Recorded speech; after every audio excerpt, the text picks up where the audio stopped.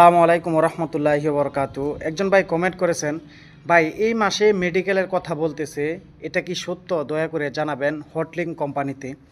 দেখেন ভাই, এখন পর্যন্ত যে মালয়েশিয়ার কলিং চালু হবে এটার ব্যাপারে পরিপূর্ণ সিদ্ধান্ত এখনও হয় নাই।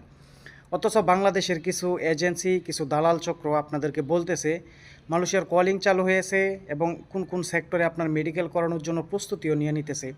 এজন্য ভাই, প্রবাসে আসার আগে এই জিনিসগুলো একটু যাচাই করবেন, বুঝবেন, জেনে শুনে আসবেন। প্রবাসে আসা প্রতারিত হবেন না।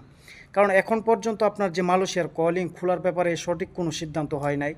যদি সঠিক সিদ্ধান্ত হতো তাহলে কিন্তু আপনি বাংলাদেশ থেকে এই নিউজটা পাইতেন, বাংলাদেশের প্রতিটা চ্যানেল নিউজে দেখতেন, মালয়েশিয়া থেকে আপনি শুনতেন। কিন্তু এখন পর্যন্ত ভাই কলিং চালু হয় নাই। এগুলো হলো দালালের একটা চক্র, এজেন্সির একটা চক্র। তারা চায় যে পাসপোর্টটা হাতে আগে বাগে নিয়ে তারা যাতে লোক হাতে রাখতে পারে, যার কারণে ওনারা এই কাজগুলো করে থাকে। তো ভাই, অবশ্যই আসার আগে জেনে বুঝে তারপর আসবেন, কখনো প্রতারিত হবেন না।